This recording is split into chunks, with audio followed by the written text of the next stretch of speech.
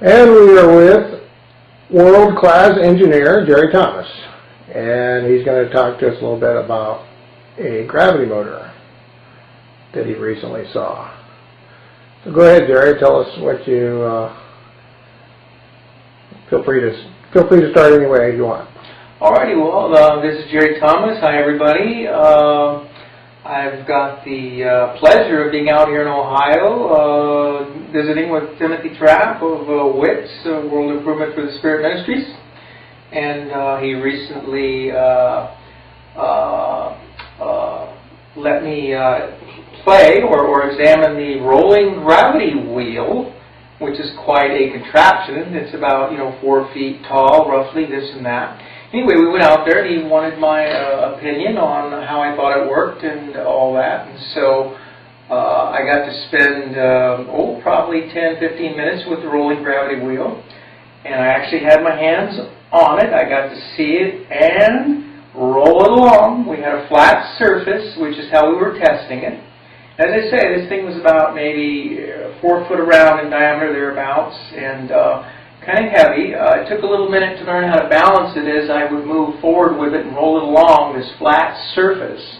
And so I rolled it back and forth a good 20, 30, 40 times to gain some experience with balancing it and experiencing its net positive forward thrust. It's like a very small amount of, it pushes itself forward in a kind of a continuous or kind of a pulse method, like pulsing itself forward. And so I ran back and forth with that several times, because it took, for me, a few times to gain a feeling of this thing moving itself forward a little bit. Again, it was just a little bit. I think my evaluation was, though, that there definitely was a small amount of net forward thrust on a flat surface. And then as a comparison, we rolled it backwards against itself. In other words, both directions. We rolled it in what would be the forward direction, the way it was built, and then we rolled it backwards in the reverse direction to see if there was any difference. And there definitely was a difference. The backwards motion was more chaotic, and it lacked the feeling that it wanted to keep itself moving forward. So a lot of people would like to experience this sort of thing. I did get to experience it firsthand, and as I say, and as our friend Timothy says, these gravity wheels, a lot of people would like them to have a lot more force and a lot more that you would feel. And so, so I kind of would have to agree that it'd be nice if you could feel a little bit more. But again, it's a sort of a small amount of extra forward motion that you get off of this thing when you roll it. And as Timothy says, these things could be improved.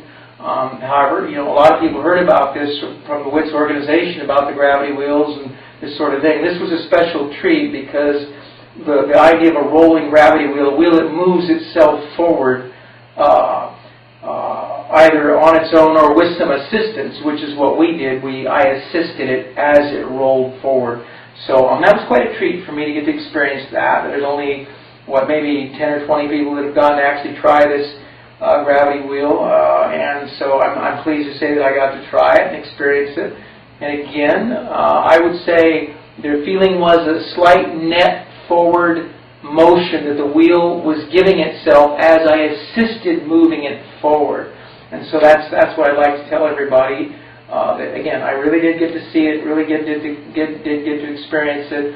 And for all of those of you out there who would like to do that, I'm speaking for you, so to speak. So I'm glad to give this testimony about this wheel. And just to clarify, your assist to move it forward is mainly just to speed it up to its speed it wants to go. Is that correct? Yeah, the wheel itself, of course, anything with weight has a momentum, and you have to kind of get it up to speed. As I walked back and forth with it, I would go a little bit faster, and so the faster you went, you would notice, I noticed, that there were certain speeds as you went a little faster that you definitely got a more positive forward motion that way, whereas maybe if you were going a little bit slower, the mechanisms didn't really have the same forward thrust to them. So these things seem to have a speed that they like to run at. Yeah, that's correct. Which is a little bit faster maybe than a slow walk.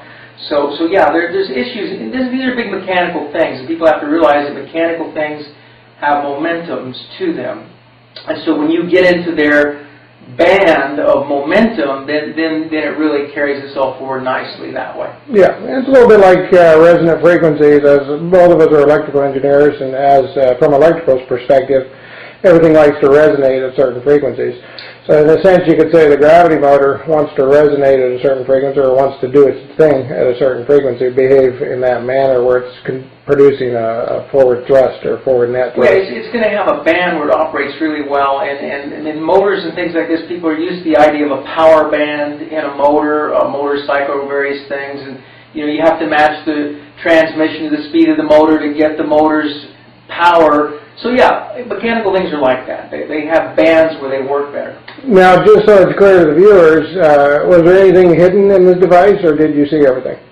Oh no, I actually saw every single part of the gravity wheel, which was quite a treat for me, of course. I've heard about these things with Timothy for a long time, and he was very open about me seeing everything there. There was no hidden parts. Everything was quite open, and of course, I lack a certain mechanical ability, so a lot of mechanical things kind of slip by me, but I'm an electrical engineer, so I just thought it was kind of a clever mechanism is my feeling. But as an electrical engineer, there was no electrical parts like it. People often accuse people of hiding electric motors and the electric motors supposedly throw the weights around. Yeah, there are absolutely no electrical batteries, no motors, no other parts, all mechanical. Weights and mechanical things, and so that was, as I say, quite a treat to just see that this was a mechanical contraption with certainly, obviously, no hidden wires or batteries or no kind of nothing hidden. This idea that people have that somehow Timothy Thrapowicz is hiding things from people. When he does show things to people, and I am one person he has shown a lot of things to. I can honestly tell everybody there's no trickery, there's no hidden business here. He's very sincere and honest about showing sincere people who are helping the ministry these things. Yeah, amen. Well, thank you, Brother JT. We really appreciate you coming forward and being willing to testify a little bit, and hopefully it'll keep encouraging other people to support the ministry in whatever way God leads their heart. So everybody just pray about it and do as the Lord leads you.